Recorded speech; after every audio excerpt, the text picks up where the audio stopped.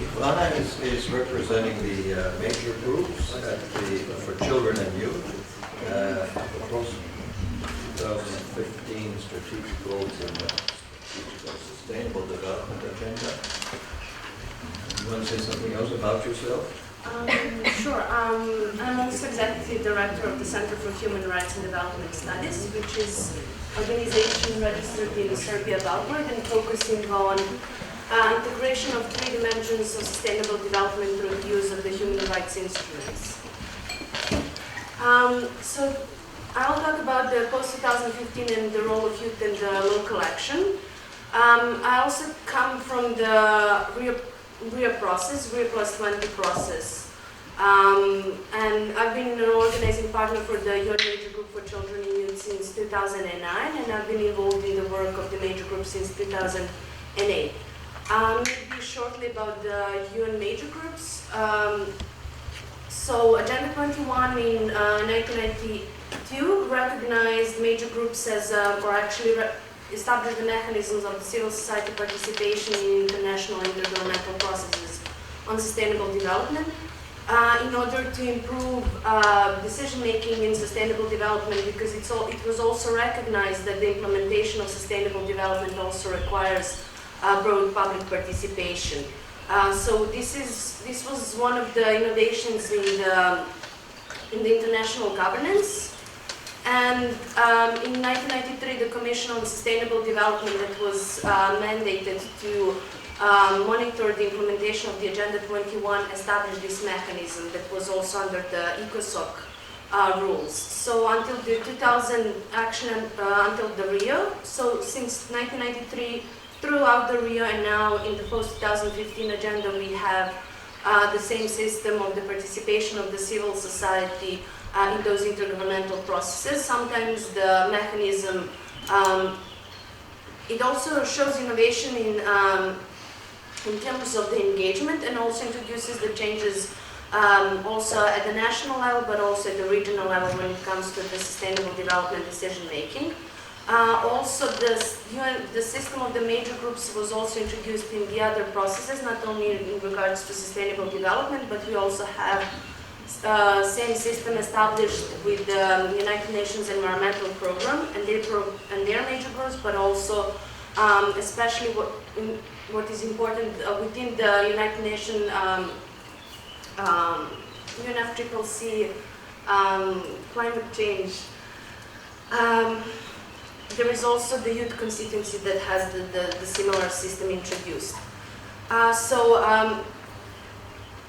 So far, we had on one hand sustainable development, intergovernmental processes, and since 1992, or actually maybe since 1972, and the Stockholm Conference. Then in 1992, let's say the work on sustainable development was officially started in terms of the processes, but also defining what sustainable development means.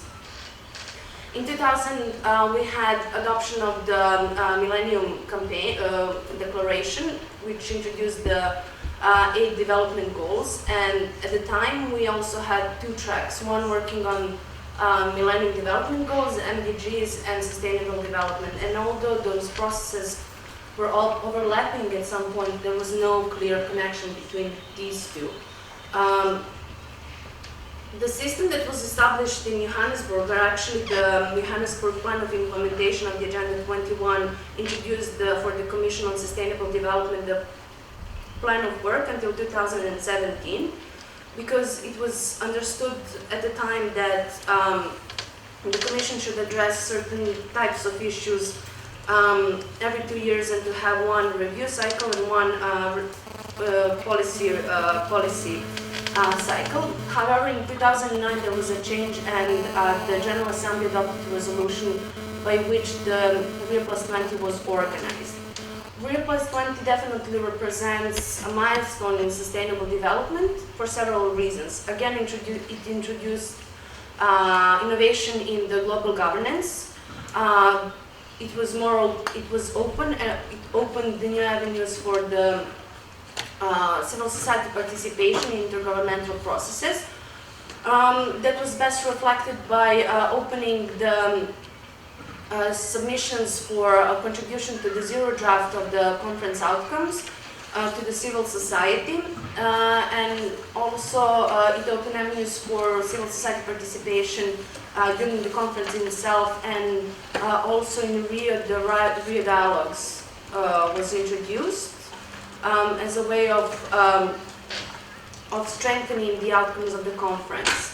And when it comes to the MDGs, it's particularly important that the Rio Plus 20 outcome, the future we want, also foreseen that the merge actually of those two processes. So now we don't have one process on the Millennium Development Goals and one on Sustainable Development, and those two processes merged into one single process. The result was that the Open Working Group for Sustainable Development Goals was established by the General Assembly after 11 sessions of the Open Working Group and the first set of the 19 issues. On the 2nd of June, the first draft of the Sustainable Development Goals were issued, and this is some of the list of Sustainable Development goals that were proposed.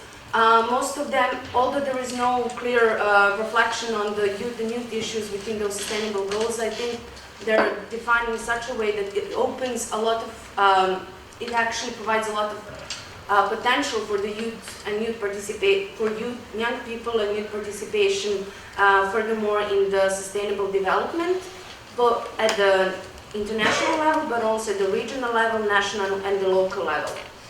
I think it also helps the way how the goals were defined, and you can also interpret those goals also in terms of young people and young people's participation. What would I like to bring to your attention is particularly the goal 17 that is here on this slide, the number 9, is the strengthening and enhance the means of implementation of the Global Partnership for Sustainable Development. One of the advantages of the major group system is that they recognize on equal footing youth and youth participation within those processes, which opens also opportunity for young people to be more involved, especially in the monitor, not only in developing and implementation, but also in monitoring and the evaluation of those sustainable development goals, especially planning at the local level. And also it offers the possibility for strengthening the civic participation, civic engagement of young people in those processes, and above all, contributing to the communities and improving the local development in local communities. In that regard, it's important to mention what kind of engagement we have within the post-2015 when it comes to youth. So far we can recognize 4 types of youth participation. The first one is in the processes, so through the youth participation and youth engagement in participatory mechanisms. So, and I would also like to stress it's important to have youth engagement in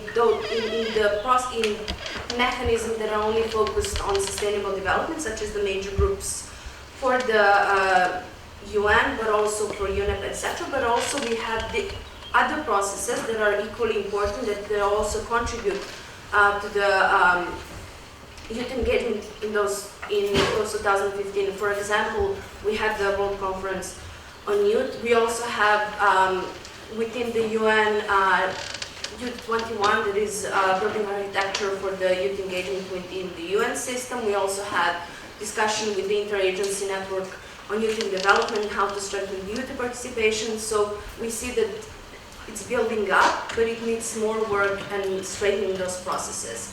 Then we have youth engagement in the policy making. On one hand, working on youth issues is not only working solely on issues regarding youth. Young people, or actually youth issues, are cross-cutting issues. So if we're talking about the energy sector, it's also important to take into account how the energy sector influences the lives and well-being of young people and also their rights.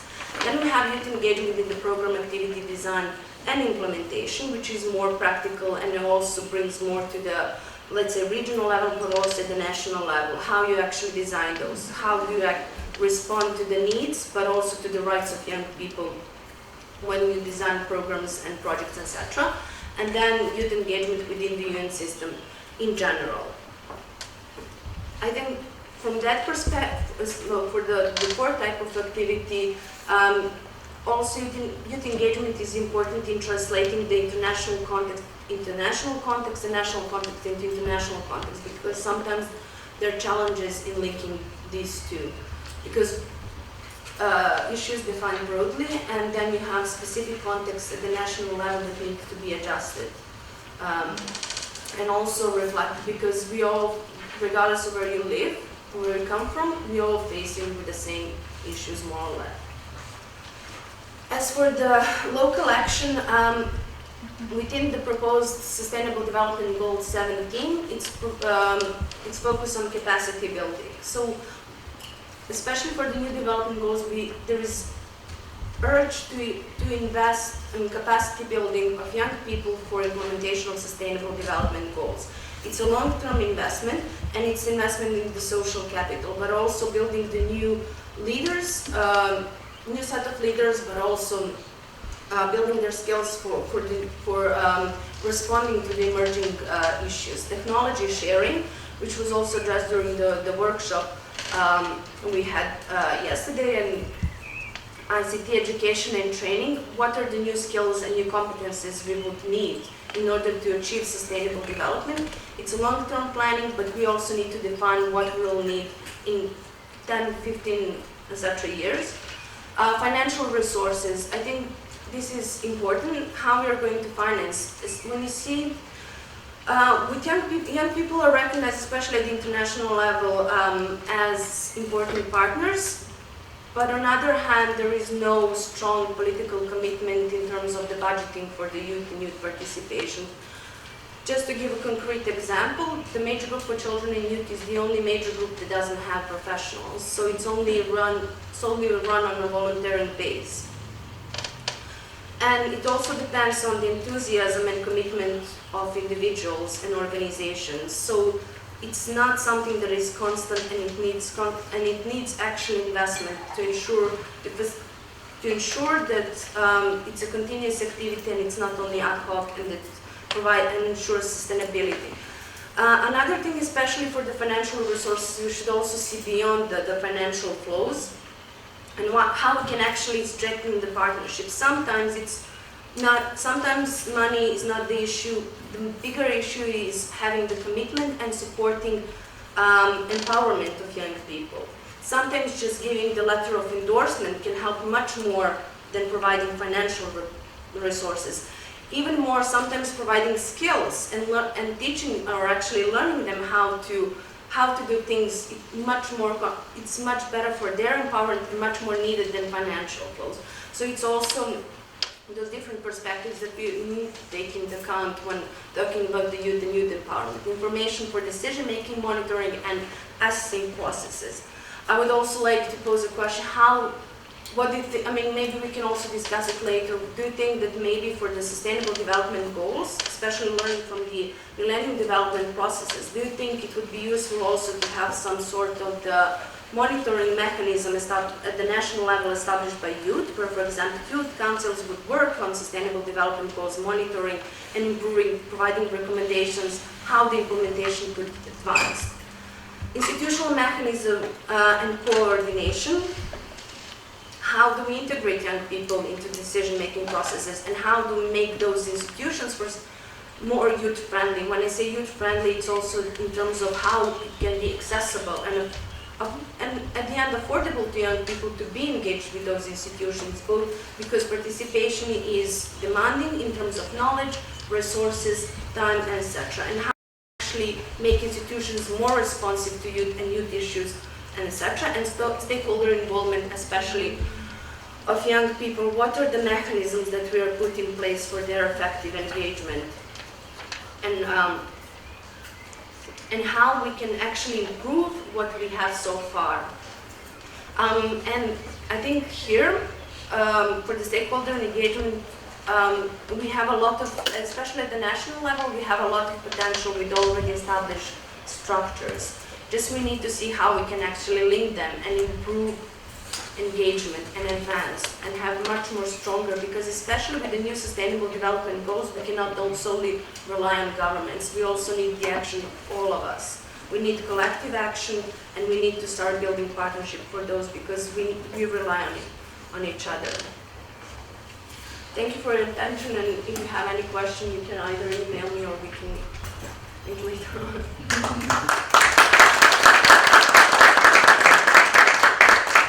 Your presentation was fascinating, and perhaps we can have a short question.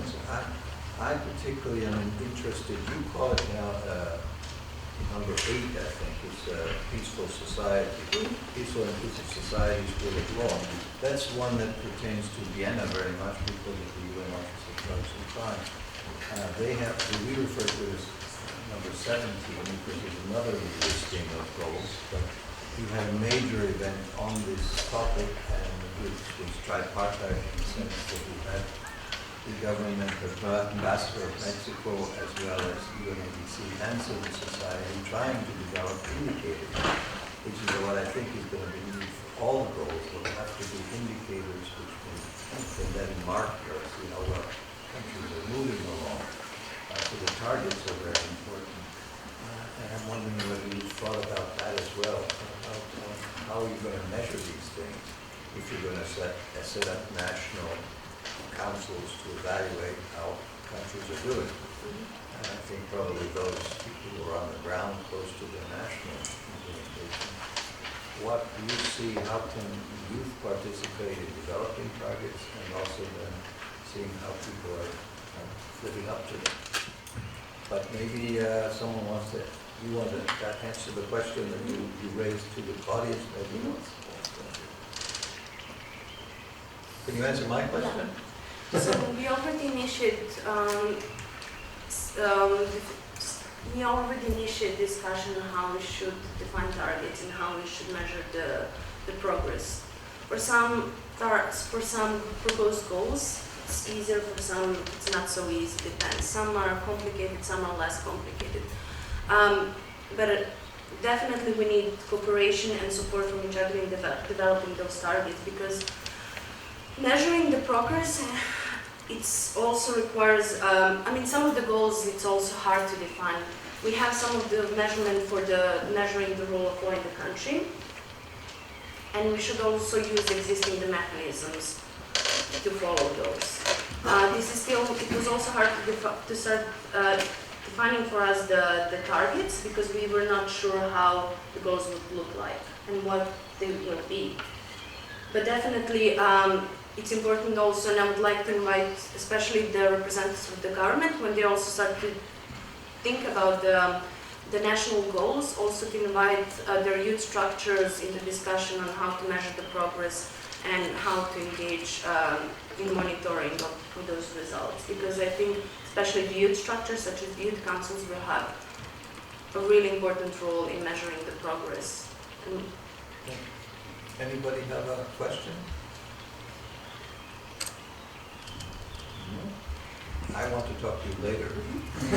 Maybe if I can also answer your question about the rule of law, I think access to justice for young people in development is important, and I think especially that needs to be strengthened, not only access to judiciary, but also access to administrative remedies. Good. Well, I hope that triggered a dialogue and continuing discussions later on, because you seem to be at the center of things, and we are trying in certain sectors to become active. So, thank you very, very much for coming.